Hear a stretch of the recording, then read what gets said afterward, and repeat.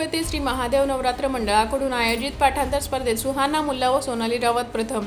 दक्षिण सोलापूर तालुक्यातील मंद्रुप येथे श्री महादेव नवरात्र महोत्सव मंडळाच्या वतीने शारदीय नवरात्र उत्सवाच्या निमित्ताने रविवारी तालुकास्तरीय स्पर्धा घेण्यात आल्या। यामध्ये 5वी ते 7वी गटासाठी लिंगाष्टक पाठांतर स्पर्धा व 8वी ते 10वी गटातील विद्यार्थ्यांसाठी श्री गणेश अथर्व शिष्य पाठांतर स्पर्धा घेण्यात आल्या। यामध्ये लिंगाष्टक पाठांतर स्पर्धेत सुहाना इरफान मुल्ला, निरंजन गंगाधर हिरेमठ व आफरीन इरफान मुल्ला यांनी अनुक्रमे प्रथम, द्वितीय आणि तृतीय क्रमांक प्राप्त केला। श्री गणेश अथर्व शिष्य पाठांतर स्पर्धेत सोनाली शिवशंकर रावत, श्रेया सुभाष सुतार व श्रावणी राहुल शिवणकर यांनी अनुक्रमे प्रथम, द्वितीय आणि तृतीय क्रमांक पटकावला। सर्व यशस्वी स्पर्धकांना कैलासवासी कमलाबाई रामचंद्र म्हेत्रे यांच्या स्मरणार्थ शिवपुत्र म्हेत्रे यांच्याकडून नियोजित रोख बक्षीस देण्यात आले। तसेच राजकुमार कुंभार व महंतेश मुळजे यांनी सहभागी प्रत्येक स्पर्धकाला रोख बक्षीस दिले। यावेळी मुल्ला भगिनींना श्री गणेश तरुण मंडळ कुंभार गल्लीच्या वतीने रोख पारितोषिक देऊन गौरवण्यात आले। या कार्यक्रमाच्या अध्यक्षस्थानी मंडळाचे अध्यक्ष संतोष कुमार हे होते, तर शिवपुत्र म्हेत्रे, राजकुमार कुंभार, महंतेश मुळजे, महादेव लोभे, सुभाष सुतार, नागनाथ कुंभार, शिवशंकर रावत, सतीश सुतार, उपाध्यक्ष समर्थ लोभे, श्रीशैल कुंभार, सचिव अभिषेक पोद्दार, सहसचिव शशिकांत सुतार, खजिनदार गोटू जोडमुटे, आप्पासाहेब शिळे, उमेश कुंभार, शिवानंद कुंभार, मल्लू घाले, शिवानंद लोभे, स्पर्धा प्रमुख विकास शिळे यांच्यासह श्री गणेश तरुण मंडळ चौडेश्वरी तरुण मंडळाचे पदाधिकारी सभासद उपस्थित होते। या स्पर्धेसाठी परीक्षक म्हणून वागेश शास्त्री व सकळेश्वर पुजारी यांनी काम पाहिले।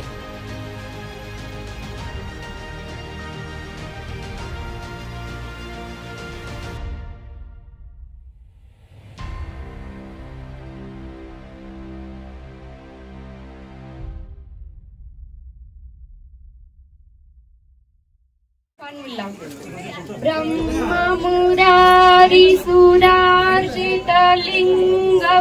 निर्मलभाषित शोभितलिङ्गं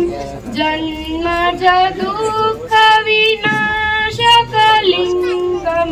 तत्प्रणमामि सदा शिवलिङ्गं देवमुनिप्रवरार्चितलिङ्गं कामदहन करुणाकरलिङ्गं रावणदर्पविनाशकलिङ्गं तत्प्रणमामि सदा शिवलिङ्गं सर्वसुगन्धसुलेपितलिङ्गं बुद्धिविवर्धनकारणलिङ्गं सिद्धासुरासुरवन्दितलिङ्गं तत्प्रणमामि सदा शिवलिङ्गं कनकमहामणिभूषितलिङ्गं फणिपतिवेष्टितशोभितलिङ्गं दक्षसूयज्ञविनाशकलिङ्गं तत्प्रणमामि सदा शिवलिङ्गं कुङ्कुमचन्दनलेपितलिङ्गं पङ्कजहार सुशोभितलिङ्गं सञ्चितपापविनाशकलिङ्गं तत्प्रणमामि सदा शिवलिङ्गं देवपरां परमात्मकलिङ्गं तत्प्रणमामि स्वलोकमवाप्तोनि शिवेन सह मोदते। धन्यवाद।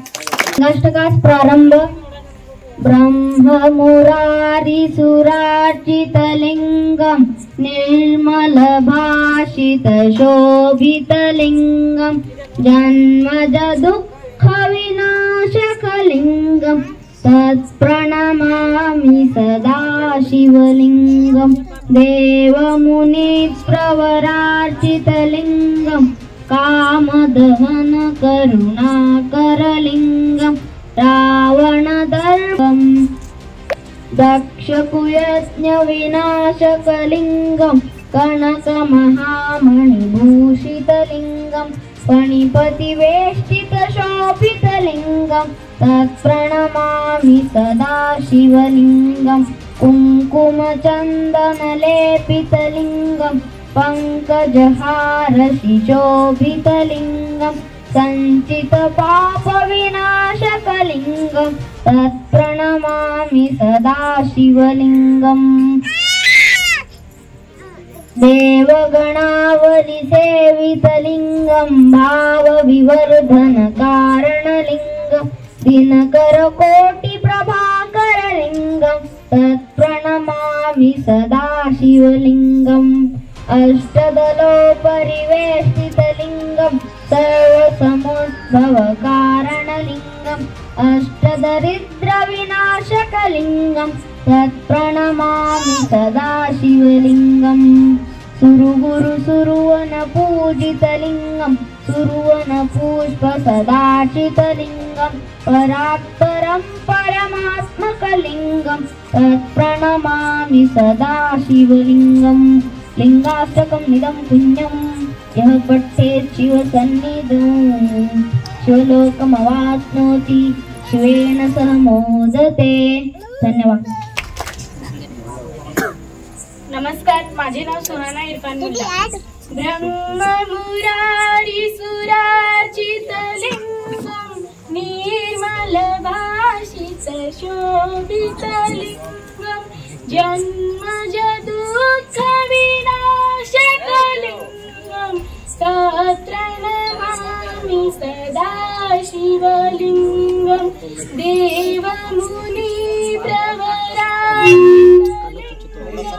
कामदहन करुणाकरलिङ्गं रावणदर्पविनाशकलिङ्गं तत्प्रणमामि सदा शिवलिङ्गं सर्वसुगन्धलेपितलिङ्गं बुद्धिविवर्धनकारणलिङ्गं सिद्धसुरासुरवन्द्यं भावैरभक्तिभिरेव च लिङ्गं दिनकरकोटिप्रभाकरलिङ्गं तत्प्रणमामि सदा शिवलिङ्गम् अष्टदलोपरिवेष्टितलिङ्गं सर्वसमुद्रवकारणलिङ्गं अष्टदरिद्रविनाशकलिङ्गं तत्प्रणमामि सदा शिवलिङ्गं सुरगुरुसुरवरपूजितलिङ्गं सुरवनपुष्पसदाचितलिङ्गं परात्परं परमात्मकलिङ्गं तत्प्रणमामि सदा शिवलिङ्गं तत्प्रणमामि सदा शिवलिङ्गं तत्प्रणमामि सदा शिवलिङ्गम् लिङ्गाष्टकमिदं पुण्यं यः पठेत् शिवसन्निधौ शिवलोकमवाप्नोति शिवेन सह मोदते। धन्यवाद। सुधार। ओम नमस्ते गणपते त्वमेव प्रत्यक्षं तत्त्वमसि त्वमेव केवलं कर्तासि त्वमेव केवलं धर्तासि त्वमेव केवलं हर्तासि त्वमेव सर्वं खल्विदं ब्रह्मासि त्वं साक्षादात्मासि नित्यं ऋतं वच्मि सत्यं वच्मि अवत्वं माम् अववक्तारम् अवश्रोतारम् अवदातारम् अवाधातारम् अवानुचानम् अवशिष्यम् अवपश्चातात् अवपुरस्तात् अवोत्तरातात् अवदक्षिणातात् अवचोदर्वातात् अवाधरातात् सर्वतो मा पाहि पाहि समन्तात् त्वं वाङ्मयस्त्वं चिन्मयः त्वम् आनन्दमसि अस्त्वं ब्रह्ममयः त्वं सच्चिदानन्दद्वितीयोऽसि त्वं प्रत्यक्षं ब्रह्मासि त्वं ज्ञानमयो विज्ञानमयते सर्वं जगदिदं तत्तिष्ठति सर्वं जगदिदं त्वयि लयमेष्यति सर्वं जगदिदं त्वयि प्रत्येति त्वं भूमिरापो नलो नीलो नभः त्वं चत्वारि वाक्पदानि त्वं गुणत्रयातीत त्वं वस्त्रत्रयातीत त्वं कालत्रयातीत त्वं देहत्रयातीत त्वं मूलधारस्थितोऽसि नित्यं त्वं शक्तित्रयात्मकः त्वं योगिनो ध्यायन्ति नित्यं त्वं ब्रह्मत्वं विष्णुत्वं रुद्रस्त्वं इंद्रस्त्वं अग्निस्त्वं वायुस्त्वं सूर्यस्त्वं चंद्रमस्त्वं ब्रह्मभूर्भुवः सर्वं गणादिपूर्वमुच्चार्य वर्णादितदनन्तरम् अनुस्वार परतर अर्धेन्दुलसीतं तारेण रुद्धम् एततमनुस्वरूपं जकारपूर्वरूपम् आकारो मध्यमरूपम् अनुस्वारस्यान्तरूपं बिन्दुरूपरूपं नादसन्धानं सहितसन्धि सैष गणेश विद्या गणकऋषि निचृत गायत्री छंद गणपतिर्देवता ओम गणपते नमो नमः एकदन्ताय विद्महे वक्रतुण्डाय धीमहि तन्नो दन्ति प्रचोदयात् एकदन्तं चतुर्हस्तं पाशं कुशधारिणीं रदं च वरदं हस्तर्विभ्राणं रक्तलम्बोदरं शूर्पकर्णकं रक्तवाससं रक्तगन्धानुलिप्ताङ्गं रक्तपुष्पे सुपूजितं भक्तानुकंपिनं देवं जगत्कारिणमच्युतम् आविर्भूतं च सृष्टयादौ प्रकृते पुरुषात्परम् एवं ध्यायन्ति यो नित्यं स योगी योगिनामोरः नमो रातपते नमो गणपते नमो प्रमथपते नमस्तेस्तु लंबोदराय एकदन्ताय श्री शिवसुताय श्री वरदमूर्तये नमो नमः धन्यवाद। राहुल शिवनकर। ओम नमस्ते गणपतये त्वमेव प्रत्यक्षं तत्त्वमसि त्वमेव केवलं कर्तासि त्वमेव केवलं धर्तासि त्वमेव केवलं हर्तासि त्वमेव सर्वं खल्विदं ब्रह्मासि त्वं साक्षादात्मासि नित्यं वृत्तं वच्मि सत्यं वच्मि अवत्वं माम् अववक्तारम् अवश्रोतारम् अवदातारम् अवधातारम् अवाणूचानम् अवशिष्यम् अवपश्चातात् अवपूरस्तात् अवोत्तरातात् अवदक्षिणातात् अवचोर्ध्वात् अवधरातात् सर्वतो मा पाहि पाहि समर्तात् त्वं वाग्मयस्त्वं चिन्मयः त्वं आनन्दमयस्त्वं ब्रह्ममय त्वं सच्चिदानन्दाय द्वितीयसि त्वं प्रत्यक्षं ब्रह्मासि त्वं ज्ञानमयो विज्ञानमयोऽसि सर्वं जगदिदं तत्तो जायते सर्वं जगदिदं त्वत्तिष्ठति सर्वं जगदिदं त्वयि लयमेष्यति सर्वं जगदिदं त्वयि प्रत्येति त्वं भूमिरापो नलो नीलो नभः त्वं चत्वारि वाक्पदानि त्वं गुणत्रयातीतः त्वम् अवस्थात्रयातीतः त्वं देहत्रयातीतः त्वं कालत्रयातीतः त्वं मूलाधारस्थितोऽसि नित्यं त्वं शक्तित्रयात्मकः त्वं योगिनो ध्यायन्ति नित्यं त्वं ब्रह्मा त्वं विष्णुस्त्वं रुद्रस्त्वं इन्द्रस्त्वं अग्निस्त्वं चन्द्रमास्त्वं ब्रह्मभूर्भुवस्वरूपं गणादिपूर्वमुच्चार्य वर्णादितदन्तरम् अनुस्वार परतर अर्धेन्दुलस्थितं तारेण वृत्तम् एतत्त्वमनुस्वरूपं गकारपूर्वरूपम् अकारो मध्यमरूपम् अनुस्वारश्चान्तरूपं बिन्दुरुत्तररूपं नादसन्धानं सोहितासन्धि सैषा गणेश विद्या गणकऋषि निष्कृत गायत्री छंद गणपति देवता ओम गणपते नमः एकदन्ताय विद्महे वक्रतुण्डाय धीमहि तन्नो दन्ति प्रचोदयात् एकदन्तं चतुर्हस्तं पाशमङ्कुशधारिणं रदं च वरदं हस्ते बिभ्राणं मूषकध्वजम् एक रक्तं लंबोदरं शूर्पकर्णकं रक्तवाससं रक्तगन्धानुलिप्ताङ्गं रक्तपुष्पे सुपूजितं भक्तानुकंपिनं देवं जगत्कारणमुच्यतम् अविर्भूतं च सृष्टादौ प्रकृते पुरुषात्परम् एवं ध्यायन्ति यो नित्यं स योगी योगिनावरः नमो रातपते नमो गणपते नमः प्रमथपते नमस्तेस्तु लंबोदराय एकदन्ताय विघ्ननाशिने शिवसुताय श्रीवरदमूर्ते नमो नमः धन्यवाद। नमस्ते गणपतये त्वमेव प्रत्यक्षं तत्त्वमसि त्वमेव केवलं कर्तासि त्वमेव केवलं धर्तासि त्वमेव केवलं हर्तासि त्वमेव सर्वं खल्विदं ब्रह्मासि त्वं साक्षात् आत्मासि नित्यं ऋतं वच्मि सत्यं वच्मि अवत्वं मा अववक्तारम् अवश्रोतारम् अवदातारम् अवधातारम् अवानुचानमवशिष्यम् अवपश्चात्तात् अवपुरस्तात् अवोत्तरार्तात् अवदक्षिणार्तात् अवचोद्धार्तात् अवाधरार्तात् सर्वतो मां पाहि पाहि समर्तात्। त्वं वाग्मयस्त्वं चिन्मयः त्वमानन्दमयस्त्वं ब्रह्ममयः त्वं सच्चिदानन्दाद्वितीयोऽसि त्वं प्रत्यक्षं ब्रह्मासि त्वं ज्ञानमयो विज्ञानमयोऽसि सर्वं जगदिदं त्वत्तो जायते सर्वं जगदिदं त्वत्तिष्ठति सर्वं जगदिदं त्वयि लयमेष्यति सर्वं जगदिदं त्वयि प्रत्येति त्वं भूमिरापो नलो नीलो नमः त्वं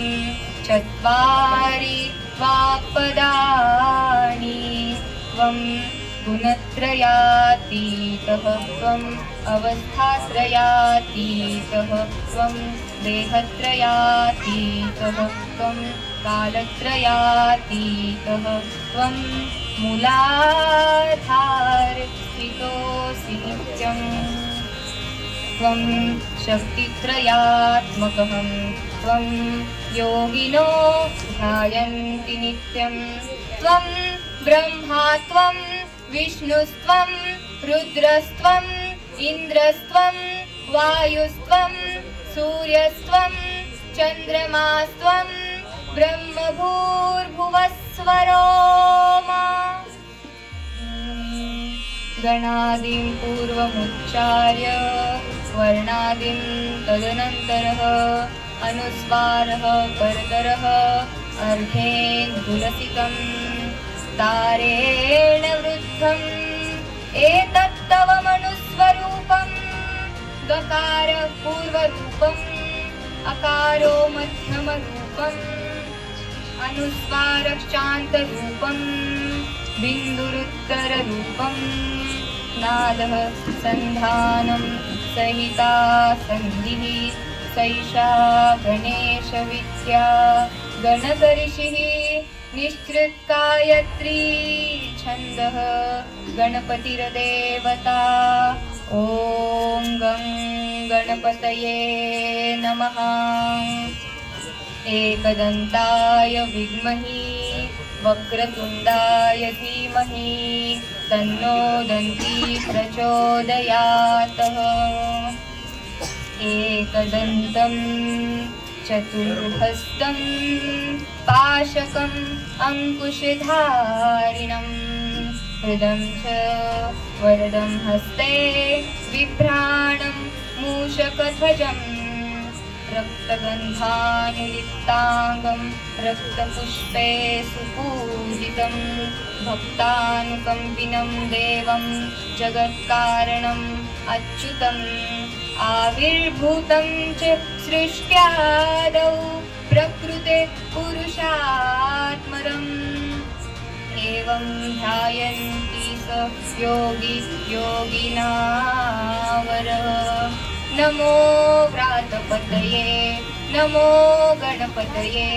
नमः प्रमथपतये नमस्तेस्तु लंबोदराय कदन्ताय विघ्ननाशिनी शिवसुताय श्रीवर्धमूर्तये नमो